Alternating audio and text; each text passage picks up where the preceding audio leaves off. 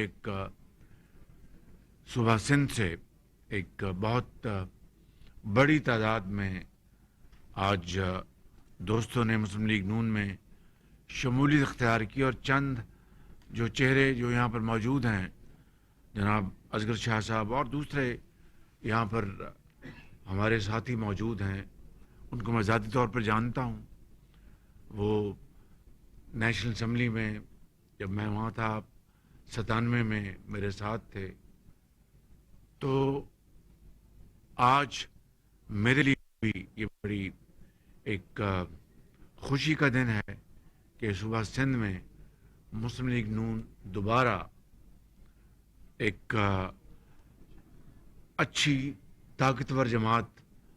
بننے جا رہی ہے، اور مجھے پورا یقین ہے کہ آپ اپنے تعاون اور اپنی محنت سے اس میں بھرپور حصہ ڈالیں گے۔ کچھ لوگ ابھی باہر اندر آ نہیں سکے، لیکن میں نام پڑھ دیتا ہوں اور ان کا نام لے کر پھر میں ایک مرتبہ شکریہ ادا کرنا چاہتا ہوں۔ یہاں پر کراچی سے اختر جدون صاحب، کیپٹن جمیل احمد صاحب، حاجی مظفر شجرا صاحب، مہران شاہ صاحب، کریم بخش گبول صاحب، سردار اسلم ساسولی صاحب،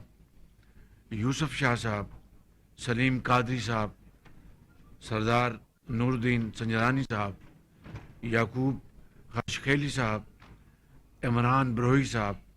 انجینئر حبیب میمن صاحب، ہمایوں مغیری صاحب، غلام رسول انڑ صاحب، ڈاکٹر ستار راجپر صاحب، اصغر شاہ صاحب۔ شاہ صاحب ماشاءاللہ صحت ٹھیک ٹھاک ہے نا؟ بالکل۔ کتنی عمر ہوگی اب آپ کی؟ کتنی عمر ہو گئی؟ 80 پلس۔ ماشاءاللہ بڑی صحت تو اللہ کے فضل سے بہت ٹھیک ٹھاک ہے ماشاءاللہ۔ ٹھیک۔ اس کے بعد یاسر تالپور صاحب، لغاری صاحب، شہزاد جیلانی صاحب، عبدالرشید منفانی صاحب، رزاق شجرا صاحب، حمید جدون صاحب، سردار تیغانی صاحب، یاسر بابر صاحب، غلام رسول انڑ صاحب، نور حسن کیسرانی صاحب، علی اکبر کلماتی صاحب۔ یہ میں نے نام جو پڑھے ہیں، انہوں نے اپنی کمال مہربانی سے مسلم لیگ نون کو میاں محمد نواز شریف کی قیادت پر اعتماد کرتے ہوئے جوائن کیا ہے۔ انشاءاللہ میں آپ کو یقین دلاتا ہوں کہ ہم آپ کے ساتھ شانہ بشانہ قدم ملا کر چلیں گے، اور آپ کو یقیناً آپ کے اعتماد کو ٹھیس نہیں پہنچائیں گے، آپ کے اعتماد پر پوری طرح انشاءاللہ ہم اتریں گے۔ اور میں یہاں پر باقی ساتھیوں کے ساتھ شاہ صاحب کا بھی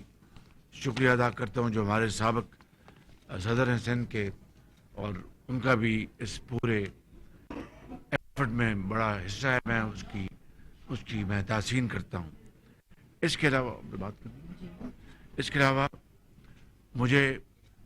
یہاں پر کچھ اور چند باتیں کرنی ہیں کہ ابھی election commission Peshawar high court کا جو فیصلہ آیا ہے سمبل کے حوالے سے، اس کے بارے میں چند معروضات پیش کرنا چاہتا ہوں۔ پہلی بات تو یہ ہے کہ الیکشن کمیشن نے پی ٹی آئی کے انٹرا پارٹی الیکشن میں بے ضابطگیوں اور دھاندلیوں کے خلاف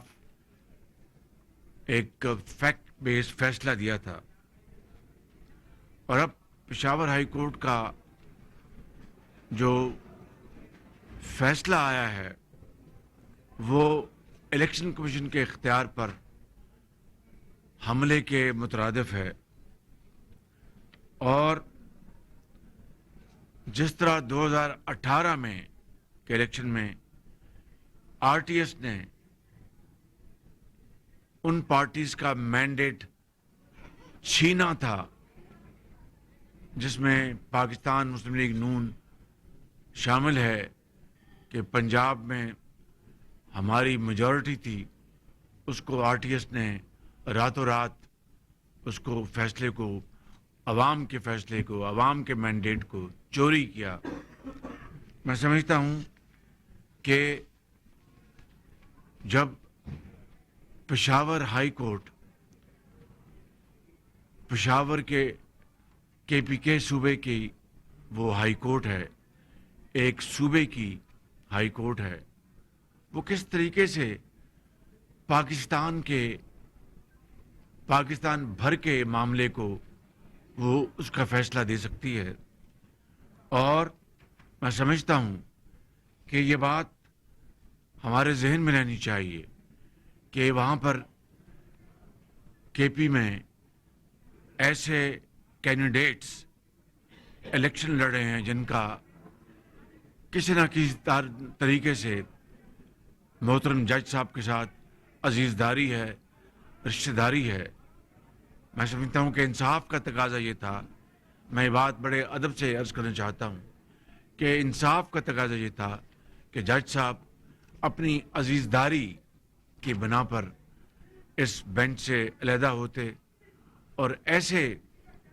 جج کا وہاں پر ان کی تعیناتی ہوتی جو کہ ابو بورڈ، جن کا کسی سے رشتہ داری یا ان سے کسی کینڈیڈیٹ کے ساتھ تعلق داری نہ ہوتی۔ تو میں سمجھتا ہوں کہ یہ ایک بہت سینسٹیو معاملہ ہے، اور میں سمجھتا ہوں کہ ایک صوبے کے اندر ہائی کورٹ وہ پاکستان بیسڈ معاملے کے اوپر کس طرح فیصلہ دے سکتی ہے، یہ ایک سوالیہ نشان ہے، ایک سوال ہے جس کا جواب میں سمجھتا ہوں کہ یقیناً ذی شعور عوام اس کا جواب چاہیں گے۔ ہم 8 فروری کے الیکشن کے لیے پوری طرح تیار ہیں، اور ہم یہ نہیں کہتے کہ مسلم لیگ نون کے ساتھ جو 2018 میں جو دھاندلی ہوئی اور جس بدترین دھاندلی کے ذریعے پی ٹی آئی کو اقتدار دلوایا گیا، مسلم لیگ نون کی صوبہ پنجاب میں صوبے میں میجورٹی تھی، مگر الیکشن کی رات الیکشن رزلٹس بدلے گئے اور ہر جگہ وہاں پر جو مسلم لیگ نون کے وہاں پر الیکشن کے نمائندے تھے ان کو دھکے مار کر نکال دیا گیا، اور وہاں پہ ڈبوں کو بدلا گیا جعلی ووٹ ڈال کر، اور جینون ووٹ ان کے اوپر کراس لگا کر دھاندلی کے ذریعے سیٹیں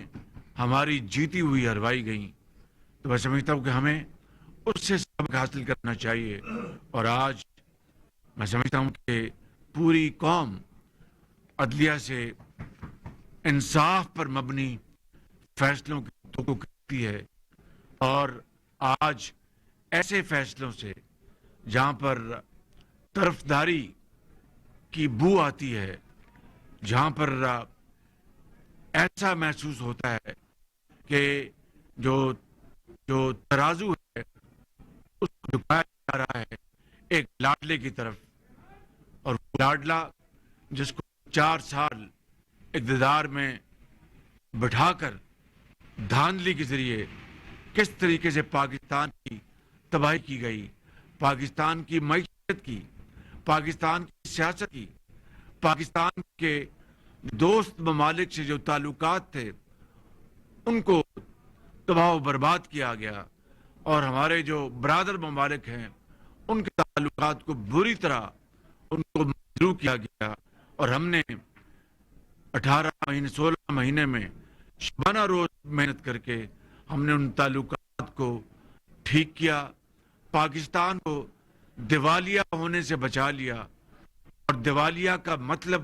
آپ اچھی طرح سمجھ لیں. دیوالیہ کا خدا نہ خواستہ پاکستان دیوالیہ ہو جاتا تو بینکوں کے اوپر جو کھاتے دار ہیں وہ چڑھ دوڑتے اور لاکھوں لوگ بے روزگار ہو کر سڑکوں پر احتجاج کر رہے ہوتے. مریضوں کے لیے ادویات نہ ملتی اور پیٹرول کے اسٹیشنز پر لمبی قطاریں ہوتی, پیٹرول نہ ملتا, ڈیزل نہ ملتا, اور پاکستان کی امپورٹس جو کہ ہماری جو ایکسپورٹس کے لیے جو صنعتیں ہیں ان کا خام مال امپورٹ نہ کر پاتے, جو لیٹر آف کریڈٹس جو ہیں باہر سے چیزیں امپورٹ کرنے کے لیے وہ نہ کھل پاتے,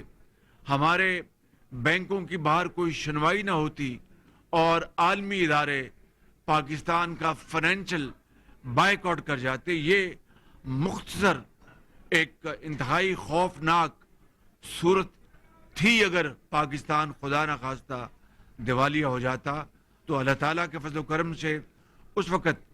ہماری جو کولیشن گورنمنٹ اس نے مل کر پاکستان کو دیوالیہ ہونے سے بچایا, جو کہ اللہ تعالیٰ کے فضل و کرم سے اس ملک کی ایک حقیر خدمت ہے. اور اگر پاکستان دیوالیہ ہو جاتا تو میرے قبر پہ بھی لوگ آ کر وہاں پر کتبے لگاتے کہ یہ وہ شخص ہے جس نے پاکستان کو دیوالیہ کیا تھا. اللہ تعالیٰ نے میری اور کولیشن حکومت کی عزت بچائی اور پاکستان کی عزت بچائی, ریاست بچ گئی اور سیاست انشاءاللہ وہ بھی بچ جائے گی. ہمیں پرواہ نہیں تھی, سیاست اگر تباہ ہوتی تو ہوتی, ریاست کو بچانا ہمارا فرض اولی تھا, ہمارا پاکستانی کے طور پر ہمارا فرض تھا اور ہماری یہ ذمہ داری تھی. رب تعالیٰ نے کروڑوں عوام کی دعاؤں سے یہ ہماری یہ دعا سنی اور ہم بچ گئے. اور آج ہم الیکشن میں جا رہے ہیں. لاڈلا کون ہے؟ لاڈلا وہ ہے جس کو عدالت عظمیٰ میں کہا جاتا ہے کہ ویلکم کہا تھا, good to see you and wishing you good لک.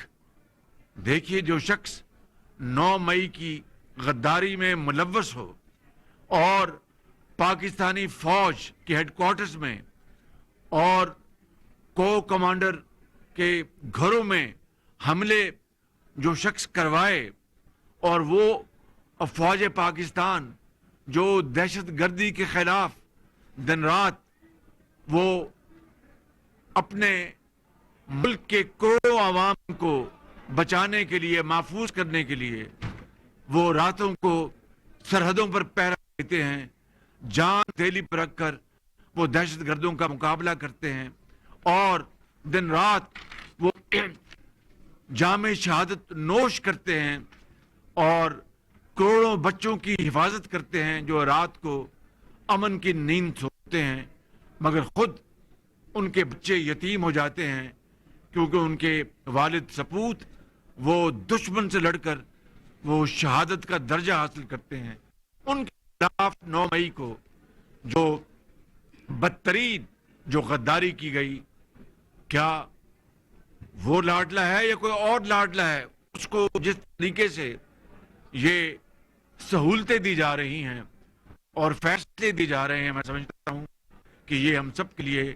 لمحہ فکریہ ہے. ہمیں اس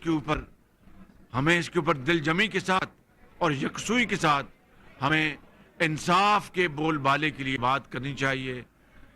اگر ایک قومی مسئلہ ہو اور ایک صوبے کی عدالت اس قومی مسئلے کا فیصلہ کرے تو میں سمجھتا ہوں کہ آج جو ہمارے لیگل ایگلز ہیں اس ملک کے اندر, یہ ان کا کام ہے کہ اس معاملے کو, اس ایشو کو اٹھائیں تاکہ 8 فروری کا جو الیکشن ہے وہ انصاف کی بنیادوں پر وہ ظہور پذیر ہو اور پاکستان الیکشن کے نتیجے میں ایک پارلیمان جو ہے وہ مارز وجود میں آئے, حکومت قائم ہو عوام کے ووٹوں سے. وہی آئندہ آنے والی جو چیلنجز ہے اس کا مقابلہ کر سکتی ہے ایک منتخب حکومت. اس کے لیے ہمیں سب کو آگے بڑھنا ہوگا، نہ کہ اس میں نت نئے رکھنے ڈالے جائیں، نت نئے مسائل پیدا کیے جائیں۔ میں سمجھتا ہوں کہ اس ملک کے اندر صرف جمہوری نظام ہی کے ذریعے پاکستان کے عوام کے مسائل کا حل موجود ہے۔ اس کے علاوہ اور کوئی نظام پاکستان کے عوام کو قابل قبول نہیں ہوگا۔ میں ان الفاظ کے ساتھ آپ سب کا ایک مرتبہ شکریہ ادا کرتا ہوں کہ آپ نے مسلم لیگ نواز کو جوائن کیا، اور انشاءاللہ یہ کارواں بڑھتا رہے گا، اور انشاءاللہ ہم آگے بڑھتے رہیں گے۔ بہت شکریہ آپ کا، تھینک یو۔